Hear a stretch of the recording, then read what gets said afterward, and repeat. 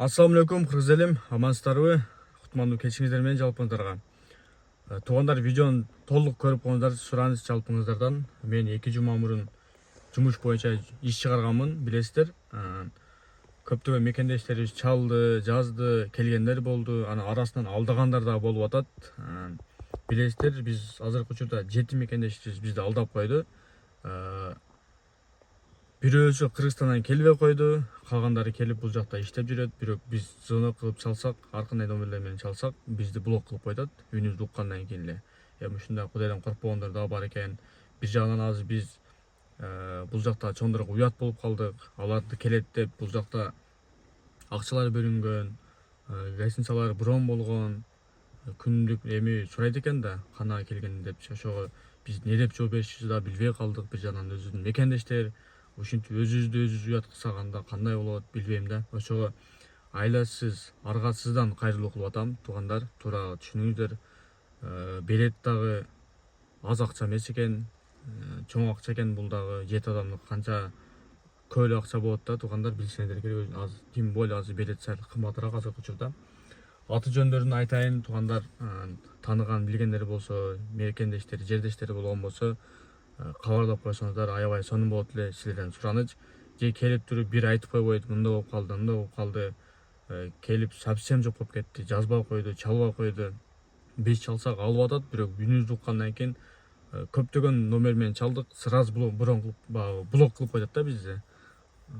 Кыргызстандагы дагы чалсак дагы вообще албай атат. 2-3 номер менен чалдык, алар дагы бизди ушундай жаап койду да. Эми туура эмес го, туугандар, бул жака баары иштегени келгенбиз. Мен багы мүмкүнчүлүгү жок болсо кайрылгыла билет алып беребиз деп, жардам беребиз деп туруп, бул жерде биз өзүбүз жаман көрүнүп калабыз да, достор. Ошого туура түшүнүңүздөр. Аты жөндөрүн айтайын эми. Акылбек уулу Дастан дейт. Акылбек уулу Дастан дейт. 21.07.90 жылкы экен, достор. Мындай чагылдырып көргөзүп коелу. Экинчи чоң эле кишкени эми Молдохматов дейт, Адылбек дейт. Молдохматов Адылбек деген экен бул. Так, жылын азыр карайын. 81-жылкы экен. 16.05.1981 дейт. Чоң эле агалдар экен де. Уят да эми ушундай кылып. Келгенден кийин же связга чыгып койсо болот да. Бореев дейт, Тынчтык дейт. Асылбекович дейт. Жылы болсо 85-жылкы экен. 03.12.1985 экен. Чагылдырып көргөзүп коелу, алыстан болсо. Тааныган билгендер болсо кабарлап койсоңуздар өтө сонун болот. Мына билеттер алынган, туугандар. Мына үчөөнүн паспорту, мына үчөөнүн паспорту. Билеттер алынган, мына билеттери. Булар кээ бири башка областтан учуп келген. Башка Россиянын башка областынан, чекеде областынан учуп келген. Анан бул жерде дагы мына Авазбеков Медер деген байке экен. Бул да 03.10.1991 жылкы экен да. Тааныган билгендер болсо кабарлап. Бул Кыргызстандан келбей койгон, билеттерин алганбыз. Анан дагы баса айтып кетейин. Бул агага билетин да алып бергенбиз, анан неме кылганбыз, 10 000 акча да которгонбуз.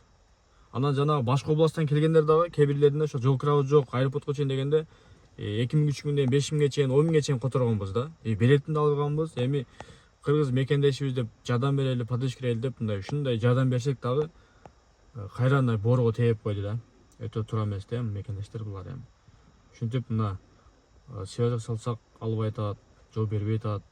Ар кандай телефондор менен чалсак бизди блок кылып коюп атат. Эми бул кандай болсун эми, мекендештер? Өзүңүздөр дагы ой пикириңиздерди жазып коюңуздар. Тааныган билгендер болсо кабарлап койсоңуздар аябай сонун болот эле. Туугандар, бул видео эскертүү катарында. Если ушул видеодон дагы пайда болбосо, связга чыкпаса, башка жолдор деле бар. Жөн эле таба алабыз ал балдардын. Бизде мындай жазган голостору, запистери бар, данныйлары бар. Табыш оңой эле чындыгында. Бир эле МВДга барсак, сразу эле бат эле таап берип коюшат. Тааныштар деле бар да, мисалы Кыргызстанда болобу, Россияда болобу. Эми биринчи ушунча бир жума болду, бир жумадан бери чалдык, жаздык, албады, блок кылып атат. Алар деле бар бизде. Эми жакшылыкча связга чыгып койгула, көрүп жатсаңыздар. Туугандары, тааныштары, жерлештери суранып связга чыгып койгондар. Если мен дагы 2-3 күнгө коем бул видеону, 2-3 күндө жайнак чыкпаса, мен чындыгында ошол МВДга кайрылабыз. Же болбосо бир жолдорун карап табабыз. Бат эле таба алабыз, чындап айтайынбы, жөн эле. Мына видео кайрылуу кылбай деле таба алсак болот, бирок жаман болуп калат да, ошого эскертип коеюн деп жазып атам достор. Эми билеттин акчасын өзүм жамдан бербейм да, бул чоң келтеген компаниянын акчалары да, бул чоң бир топ акча болот да бул дагычы. Ошого бири-бирибизди алдабайлы чет жерде жүрөбүз, мекендештер. Ар дайым ынтымакта болойлу, бири-бирибизди алдабайлы, Кудай карап турат.